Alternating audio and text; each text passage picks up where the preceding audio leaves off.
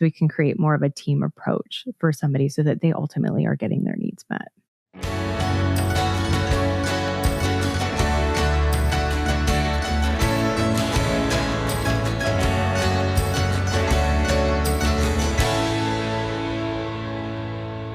When we're connecting then with someone who's experienced trauma, and you've mentioned how meeting with someone would go hand in hand with them having the neurofeedback protocol. Can you talk a little bit about how that partners? You mean like the therapy part? Yes. Okay, yes. That's actually what I wanted to talk about. So perfect question. Okay. So, yes, neurofeedback, I tell my clients, is not a standalone treatment. The only time that it would probably be a standalone treatment is when we have people who are coming in for peak performance training. Someone who's just wanting to improve their brains or sports related stuff. But what neurofeedback is doing, it is optimizing your brain. It is regulating your brain. But then there's other tools out there. There's other factors that are important as well. And so with all of our clients, we go back to the basics. And the first thing that we talk about is sleep, nutrition, and movement. All of those are so important when it comes to supporting your brain and supporting your body.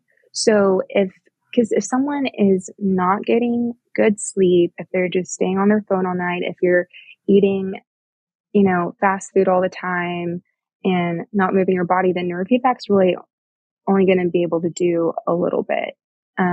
It's really important to prioritize feeding your body nutrients, getting in protein. So Dr. On did a study on a kid.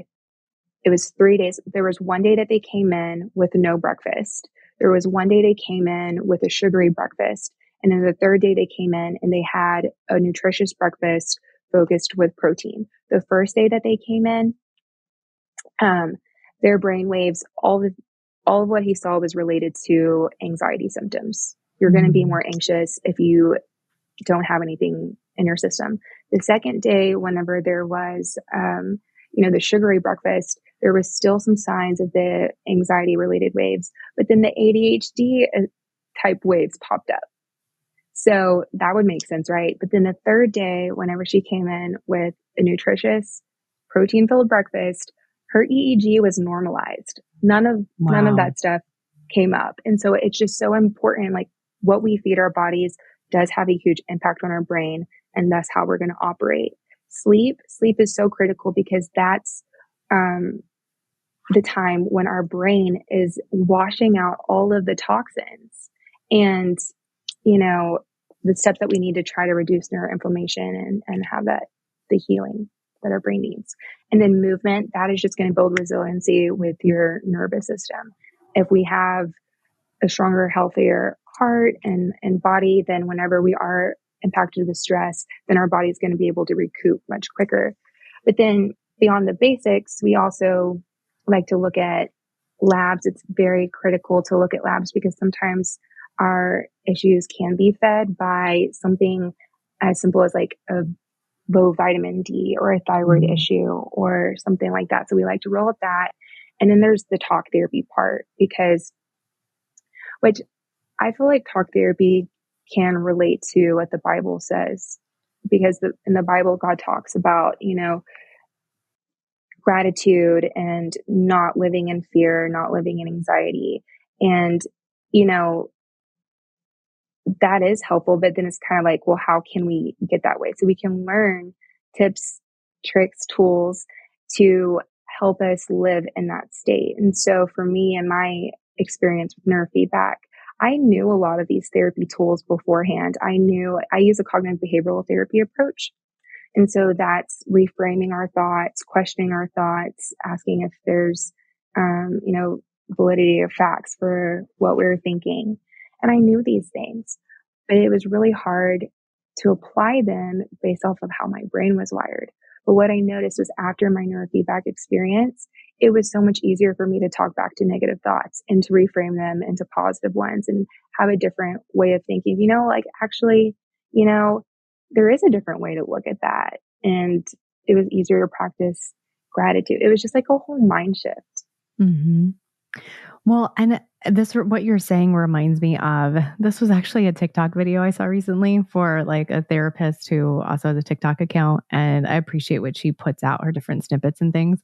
And she had said something about how, typically therapists also have therapists. And she's like, it's not because like we could tell ourselves the information, but it's a relationship. And it's not as effective outside of having a relationship. And I'm like, I completely agree with that. And I think that goes back to our design as being relational beings. And so, yeah, I could walk around and just be like, okay, well, what would I say to a client? Well, this is what I would say. It's not the same as like having a conversation with someone. And so there's so much Right. value in another person who, that saying people have probably heard about, like holding space for someone. I'm like, it's about like being there and listening and caring about what's being said, oftentimes more than it is about what's being said back. But therapists can Yeah. ask really great questions. And so that gets us to think in different ways because they are listening so well and they remember things from when we talked the last time. And so there's just so many benefits I think that would be lost even in the neurofeedback process if we didn't also have that relationship going alongside it.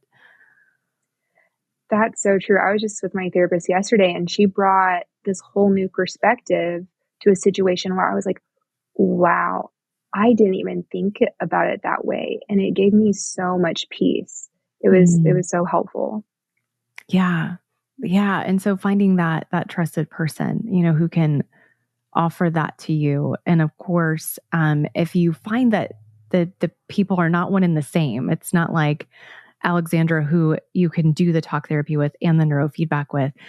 Oftentimes you can find a team that's willing to talk with one another, and you kind of get this whole team around you, which is also such a gift if someone needs to go that route, whether they're looking at neurofeedback and talk therapy or whatever that looks like. I know there's times where we at Be Emboldened, if someone is having more of a clinical need and we're working outside of, state bounds. And so we're not able to practice in that regard.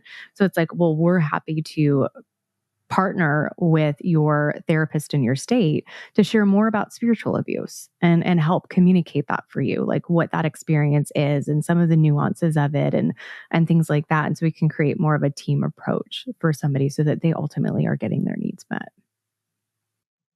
Yes, I think that is absolutely wonderful. It is so important to find, a therapist that you really click with, like what you were talking about with the relationship.